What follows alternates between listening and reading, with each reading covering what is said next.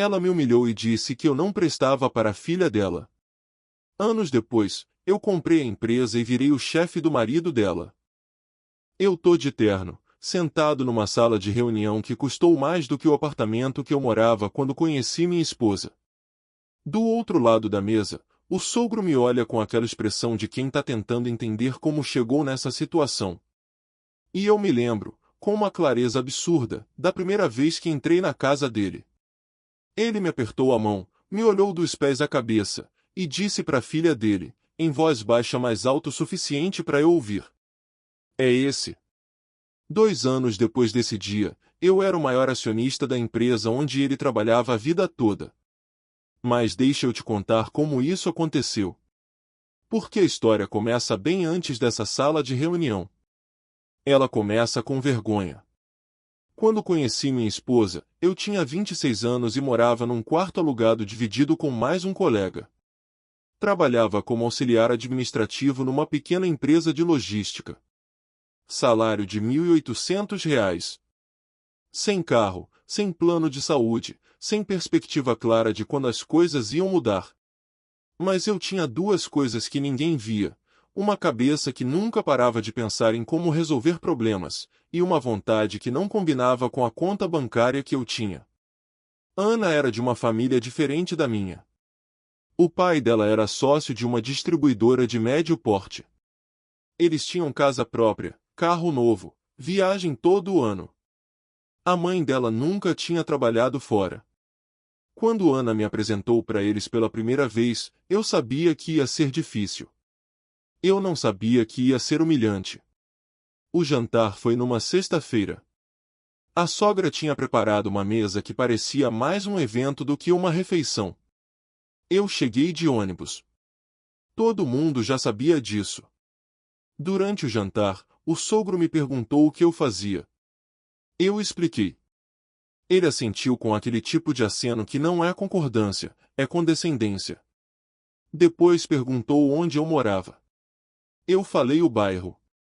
Ele repetiu o nome do bairro em voz alta, como se precisasse confirmar com ele mesmo. A sogra então disse, sem nenhum constrangimento: "Ana sempre foi acostumada com um padrão. A gente não quer que ela dê um passo atrás na vida." Eu ouvi. Coloquei o garfo na mesa. Olhei para ela. E não falei nada. Ana ficou vermelha. O sogro olhou pro prato. O ar ficou pesado. Mas não acabou aí. 3 meses depois, descobri que o sogro tinha chamado Ana numa conversa particular. Disse que ela estava cometendo um erro. Que eu nunca ia dar o que ela merecia. Que amor não paga a conta. Ana me contou com os olhos cheios de lágrima. E me perguntou o que a gente ia fazer. Eu disse: "A gente vai continuar." E eu fiz uma promessa para mim mesmo naquele dia. Não falei em voz alta. Não precisava. Eu não fui para casa reclamar. Não postei nada. Não desabafei com ninguém. Eu abri uma planilha. Nos 2 anos anteriores, eu tinha passado mais tempo do que qualquer pessoa na empresa entendendo como o setor de logística funcionava por dentro. Não porque alguém pediu. Porque eu queria saber. Eu entendia de rota, de custo por quilômetros, de margem de entrega, de gargalo operacional. Coisas que os donos da empresa onde eu trabalhava nem sabiam que existiam como problema. Então eu montei uma proposta. Levei para um dos sócios. Ele olhou, ficou em silêncio por uns 30 segundos, e disse: "Quanto você quer para implementar isso?" Eu virei consultor da empresa onde eu era auxiliar. Em 6 meses, o resultado que eu entreguei pagou meu salário de 3 anos. Com esse dinheiro, abri meu próprio escritório. Pequeno, 2 clientes, uma mesa e um notebook. Mas eu sabia o que estava construindo. O sogro não sabia. A sogra não sabia. Ninguém da família de Ana sabia. Eles continuavam me tratando como o rapaz pobre que tinha entrado na vida da filha deles. Nos churrascos de família, o sogro me ignorava nas conversas de negócio. Me chamava para ajudar a montar a churrasqueira enquanto os outros homens conversavam de assunto sério. Eu montava a churrasqueira. Sorria. Ia embora pensando nos números do trimestre. 3 anos depois do primeiro jantar, minha consultoria tinha 7 colaboradores e uma carteira de 12 clientes. Um desses clientes era uma empresa do mesmo setor da distribuidora do sogro. E foi através desse cliente que eu soube: a distribuidora do sogro estava com problemas sérios. Perdendo contratos, dívida acumulando, 2 sócios querendo sair. Eu não fui lá correndo. Não liguei animado. Não comentei com Ana naquela noite. Esperei mais 2 meses. Analisei o balanço, que estava disponível publicamente. Calculei o valor real dos ativos. Conversei com um advogado. E então liguei pro sogro. Disse que tinha uma proposta de aquisição parcial e perguntei se ele topava uma reunião. Ele ficou em silêncio por uns 5 segundos. Depois disse: "Pode vir."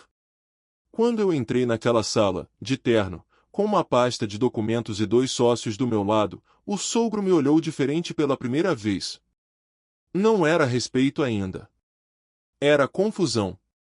A negociação durou 3 reuniões. Na segunda, a sogra apareceu. Ela não fazia parte da sociedade, mas queria entender o que estava acontecendo.